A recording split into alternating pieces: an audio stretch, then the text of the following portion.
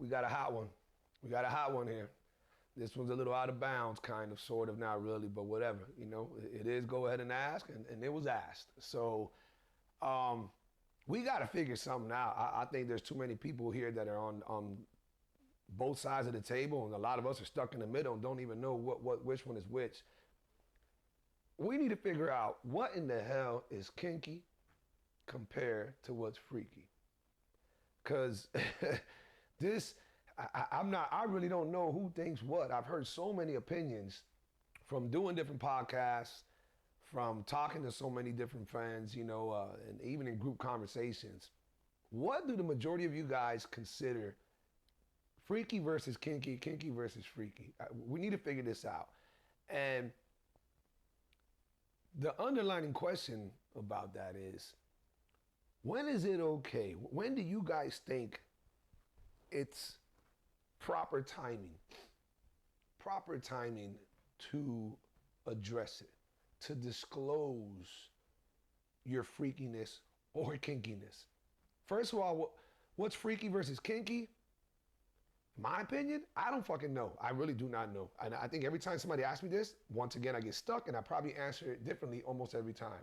What comes out of me naturally is kinky is extraordinary. Like kinky is when you start adding in toys and, hold up. When it gets extra, you know, gets way more aggressive, gets a lot more talking, a lot more crazier positions, maybe restraints, a lot extra, you know, next level toys. The reason I say not just any toys, because I think, you know, good sex, whether you call it freaky or not, but good sex, there should be no problem with introducing a vibrator if a girl likes to do that, stimulate herself. Maybe she needs double stimulation, who knows? But there's nothing wrong with that. I don't think that's kinky. When you start going past that, you know, yeah, you know, now I think that goes into kinky. Freaky, I don't know where people split freaky from just regular old sex. I guess if I'm gonna jump the gun, regular old sex, you know, regular shit is missionary, doggy style, I guess. Yeah, oh, and cowgirl. I guess that's you know, just good old regular sex. When does it become freaky? Again, I don't know. I'm just assuming. When you get a little bit more, put more passion into it, more foreplay, way more exploration of different positions, maybe a little bit of talking, the introduction of a little toy, somewhere in that neighborhood. And then again, I think kinky goes into that next level shit of, you know, 50 Shades of Grey. Which, by the way, I think that's hilarious, and I actually dropped this statement on my last podcast with Dr. Sam Hasty.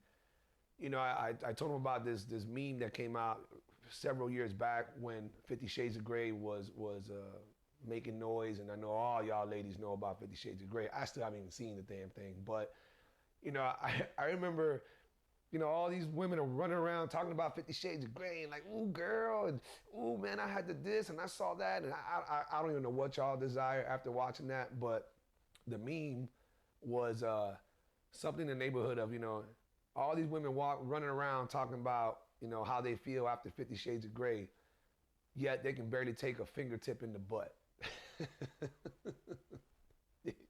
Better let that marinate. Some of y'all go crazy, you feel that little finger in your butthole, but hey, anyhow, it's, I don't know when the time is right to tell somebody. What I practice is brutal honesty right from the jump. That doesn't mean on our first date that I'm getting to know you, hey, tell me all your sexual desires. Nah. That's not what I'm at all alluding to, at all. But be as transparent as possible when these topics come up. Doesn't matter what the topic is. As you get to know somebody, well, man, I mean, there's never a reason to hold back. Honestly, being upfront is just the best policy. It just really is, at all fucking times. At all times. Unless maybe it has to do with law enforcement and you're in the wrong. At that point, you're not honest. Any other time, be brutally honest. Maybe your delivery system, maybe the way you pitch it, you don't just want to say, I'm a fucking freak, I suck toes and take it in the ass. No. Maybe you just want to be like, hey, I'm a little freakier than your average person, you know, got my fetishes, you know, I'm willing to explore and things of that nature. What about you? All right, that's a different way of delivering. That's a different way of disclosing it up front before it ever goes there.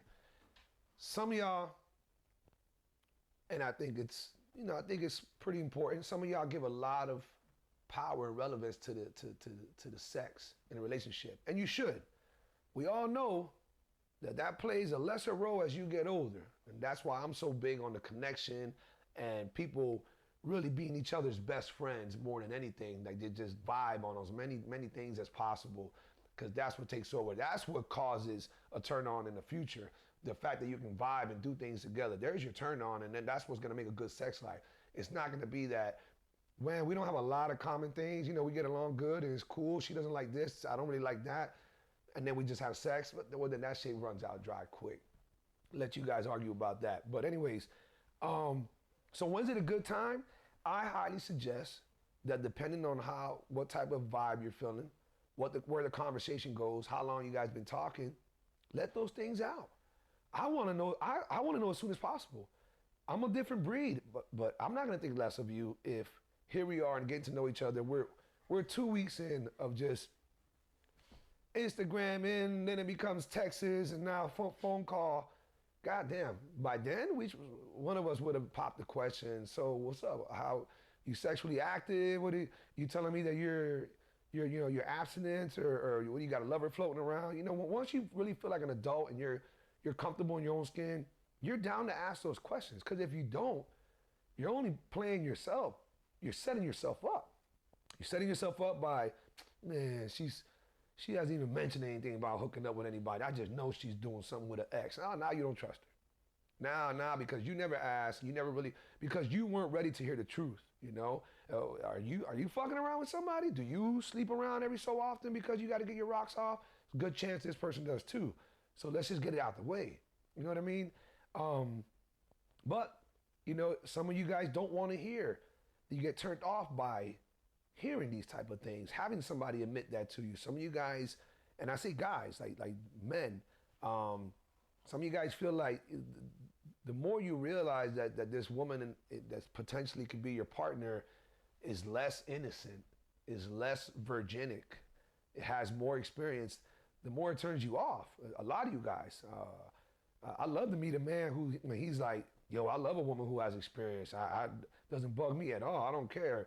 You know, nobody wants a fucking hoe. Nobody wants the neighborhood hood rat. But, yo, if you're in your 30s or better, you know you had your own. If you were in your 30s or better and I found out, holy shit, you were just married for fucking the last 15, 20 years, and before that, you only had one little boyfriend in high school, I'm gonna think you barely know what the hell you're doing. I'm gonna think that when I get my hands on you, you're gonna flip out. You know, so me personally, I really don't mind experience, and I like to talk about all that stuff early on. On the defensive side, I want to talk about that early on because if you got some weird ass kinks that you're into, and I'm not into that shit, we need to talk about that right the fuck away. I don't need to be entertaining something that I know I'm gonna fall short on because ultimately you love to be fucking choked to death and hit with elbows upside the head. Like, that's not my thing. That's not my thing. To cuss your ass out and have you blue in the face in order to get you to woo, that's not my thing at all. So if you're anywhere in that neighborhood and we're flirting with, you know, we're talking, we're getting ready to see each other, we know that, you know, the dude's gonna get done sooner or later, or we had our first sexual experience and you held back a little bit, whatever it is, I wanna know. Because if that's something big of yours, you know, climaxing and being satisfied in the bedroom, whenever it happens, as often as you want it to happen, that's a big deal if that's something that you're really into. So if regular sex or even slight, you know, freaky sex just isn't enough because you're somebody who's into way more, hey, more power to you. There's nothing wrong with that. But for you to want your lover and your future significant other to read that off of you or adjust as you tell them, and this goes for guys on girls as well, that doesn't seem like a good mix because now you're gonna put somebody in a predicament where they have to adjust something that they're not into. Now granted, some people can adjust, and by all means, you might what's called turn somebody out. You might get them into your freakiness, your kinkiness. By all means, yes. But there's also those people like myself who you're not gonna touch my asshole.